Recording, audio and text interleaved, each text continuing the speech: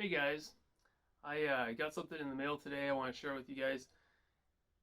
I lost a tripod about a year ago. Some of you may remember this, and I had it up on a mountaintop. I was taking some pictures. I was off the trail by quite a ways, but I forgot to pack it up and bring it back with me, and went back the next day, and it was gone. Somebody had found it first, so I thought at the time that it would be a good idea to go ahead and upgrade. Might as well. It was a real cheap, inexpensive tripod. It wasn't a huge loss as far as money was concerned. I was like, well, I'm out of 150 bucks, but no big deal. I was a little bit more irritated about losing the head that was on that tripod because the manufacturer stopped selling that head and I couldn't buy it. It was my favorite head I've ever had, so I was a little bit upset about that. But I thought, there's other tripods, other heads. I thought I'd stick with the same brand. I upgraded to this one, and it's also a Benro tripod, just like the last one. Benro makes average tripods. They make some that are good, some that are bad, some that are high quality or higher quality, and some that are just really low quality. This one is a tortoise. Let's see, it's a TTOR24C for those that want to look it up. But it's got nicer adjustments for the legs. Everything on it, it's nice rubber grips, rubber grip, nice head on it that comes on it right from the factory. Everything about it seemed like it was a pretty good deal. But the more I used this tripod, the more I missed my old tripod. Some of the things that the old tripod had that this one didn't have was, one, it didn't have a bubble level on it to level off the tripod legs. So I had to buy this plate that goes in between the head and the tripod. This little plate right here has a little bubble level on it, and then I could level my tripod out. So that was a little something extra. I think that plate's like 30 bucks. It was ridiculously expensive for just a cheap plate of aluminum with a little bubble level on it. I didn't understand why it was so expensive. And the head, it just doesn't feel like maybe it's too involved. And then there's this weird lever here that was always getting caught up on stuff because this spins. It's just a little complicated and weird. I didn't really like the head very much, but it was okay. It was an okay tripod. It was a little heavier than the last one, but the thing that really bothered me, I think, the most is that when I would level this out, I would have to actually shorten one of the legs, which would bring the whole tripod down to level.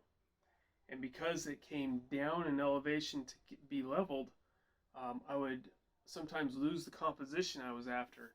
And not having a center column that I could make up that difference with really was frustrating because although the composition didn't change very much and it was still fine, I knew that I was missing a little something extra in some of my compositions, and that really frustrated me. And this is a $400 tripod, and the last tripod was only 150 bucks. So I was like, you know what? Why am I putting up with this thing?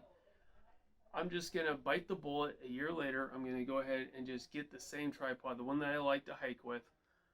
This would be fine for most things, but when I'm hiking, I really like a lighter tripod, and I really like the versatility of the last tripod. So I got that in the mail today. I just ordered it through Amazon. You can get it just about anywhere that sells tripods, really.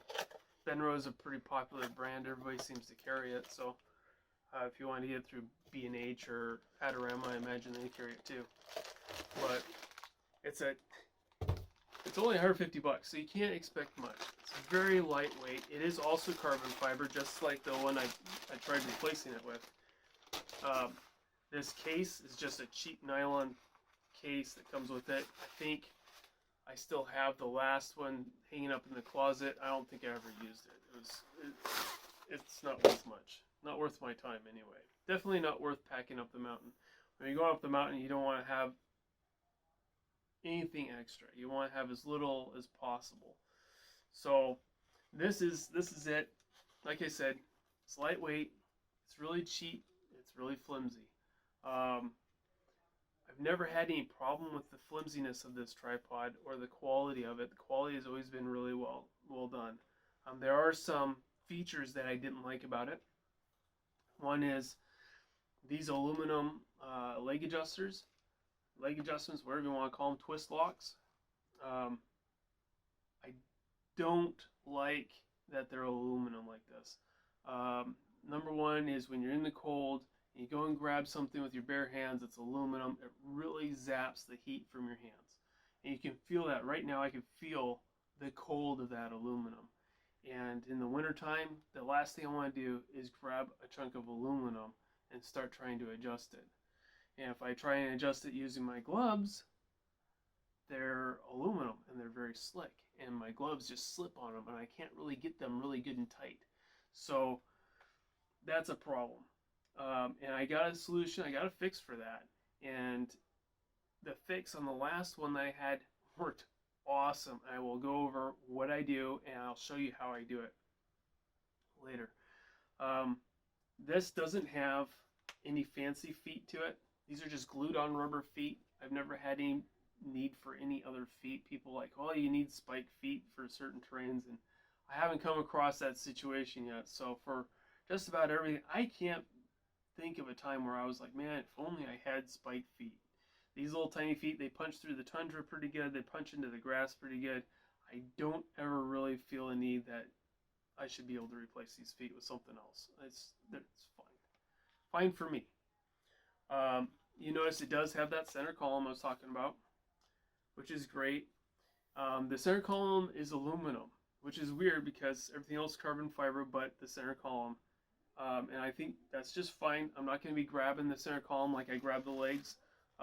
Being able to grab a carbon fiber leg with my bare hands is fine for me. It's also lightweight. Both of them, the difference in weight between carbon fiber and aluminum, I don't know if you guys have looked this up, but the same tripods, we're talking like ounces of difference in the whole tripod between carbon fiber and aluminum. So if you're trying to save weight just by going with carbon fiber, that's probably not the biggest benefit of carbon fiber. Carbon fiber is actually less rigid than aluminum, so if you're looking for a real rigid tripod, you might actually want aluminum over carbon fiber. Okay, so the ball head on this is garbage. Complete junk.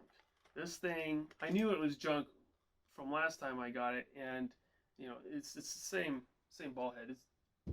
It's ridiculous. So right away I just bought another ball head I'm going to stick on it. I've never bought this one before. I don't know. It looks very similar to the one that I loved, that I lost, and I'm hoping that it is coming out of the same factory maybe, but we'll give it a try. The problem I might have mentioned, I don't remember, but if these freeze up in the cold, they're a pain in the butt. This little rotation at the bottom, if a lot of them have a fluid inside here, and that fluid freezes up, and then you're trying to get your ball head to spin on your tripod, and sometimes it will just spin right off the tripod, and you won't realize that you're actually unscrewing the ball head off your tripod because it's frozen and it won't spin on its own. And that's a big problem that I've had in the past with other ball heads. And I'm hoping this one this winter will prove to be a good ball head. If it is, I could see myself buying another one and just putting it on the shelf because I really miss the one that I loved. And if I find another one that I love as much as that one, I guarantee you I'm not going to make the same mistake and wait for it to be discontinued. I'm going to buy more of them and just put them on the shelf. They keep forever. Why not, right? So we're going to put that on. Also, I mentioned there's my bubble level that I love so much. You have to have that. But yeah, let's make some adjustments to this. We'll get it all set up the way I like it. And give me a second to readjust my camera and we'll go over all that stuff. All right, let's do that.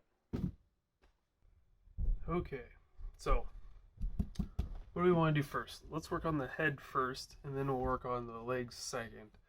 So first off, the head, let's put this aside.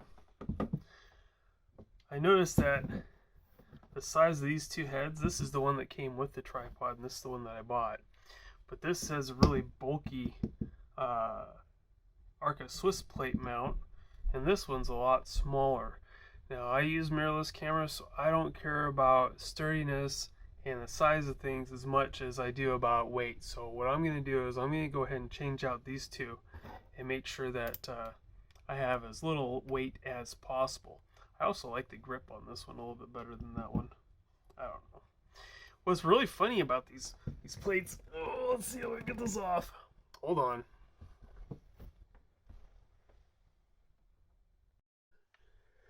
Okay, whew. Those did not want to come off.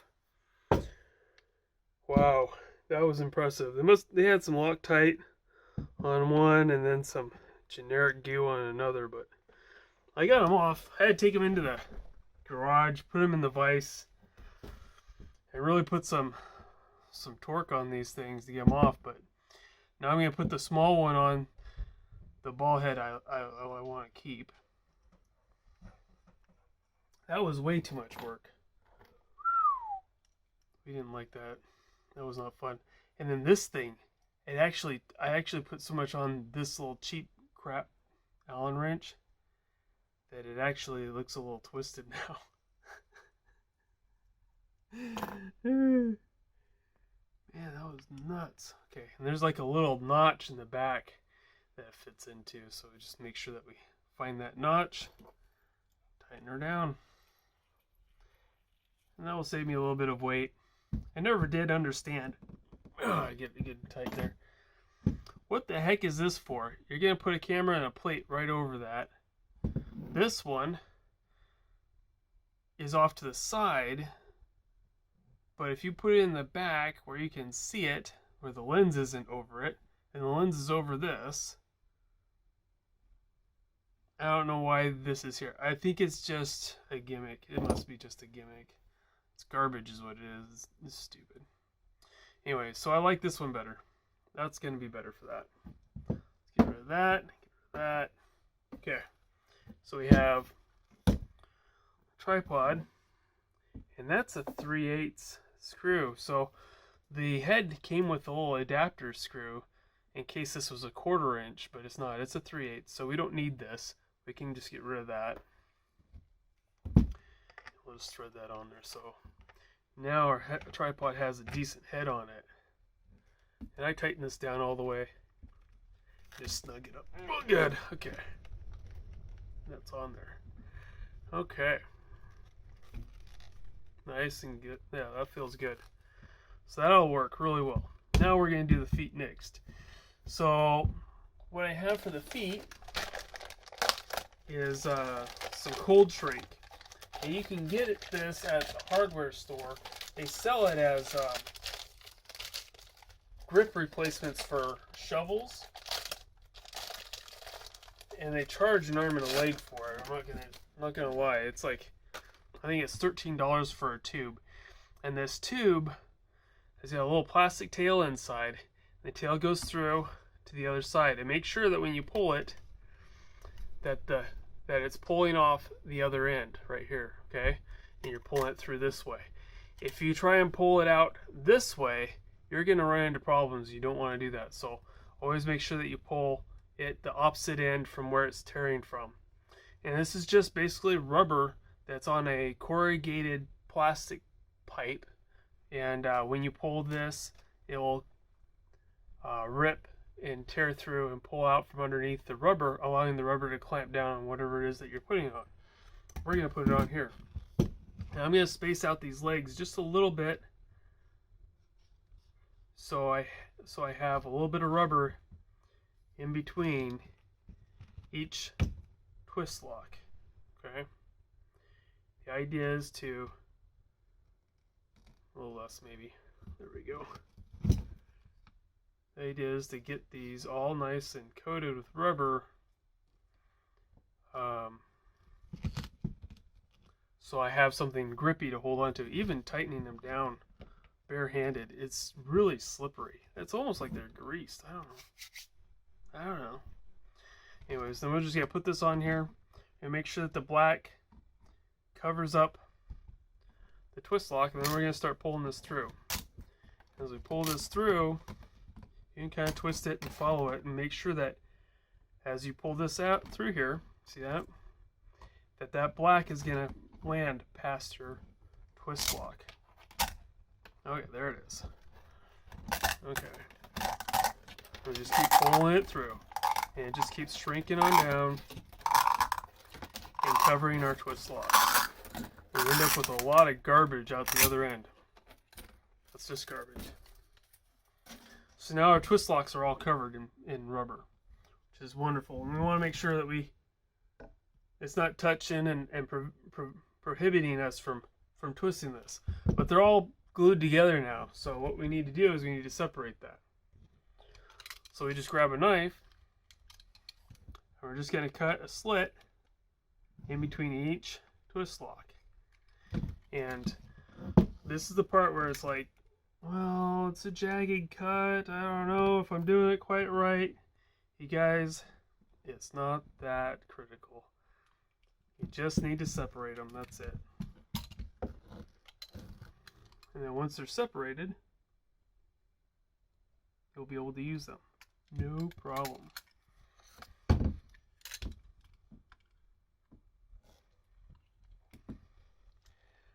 The last one I had, the cuts were kind of jagged, and I felt kind of bad about that, and I was like, oh man, can't believe I did such a crappy job. But you know what? I had it for years, and see it?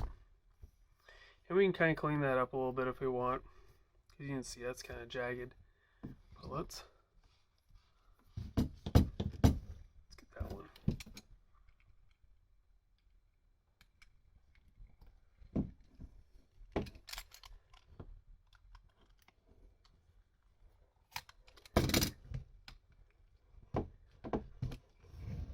Yep.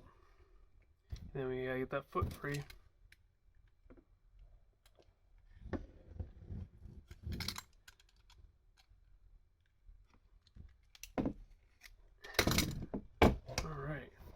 There we go. Let me just pull it off the end. There we go. We got our rubber grips on our handles. And like I said, we got some hang nails here. We can just trim those off with our knife we want.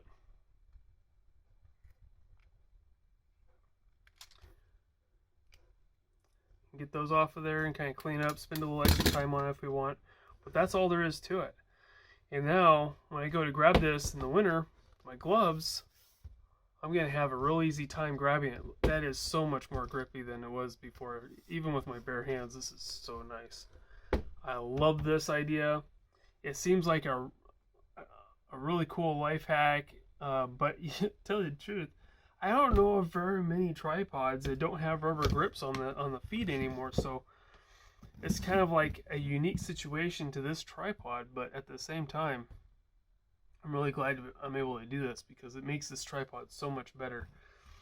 So overall, you can spend probably, I think, 39 bucks, let's say 40 bucks for the cold shrink. I think I spent $30 for the head. So, and the tripod was $150, so for like 220 bucks or whatever it is, I have this really lightweight travel tripod. It's really heavy in the end because the head is almost as heavy as the whole tripod is. I might take off some things. I might take this little hook off. That doesn't need to be on there. I never weigh it down, and if I do, I can put a rope or strap around here that hangs down here that does the same thing. This is just fancy hoopla. Anyway, so I hope you guys got something out of that.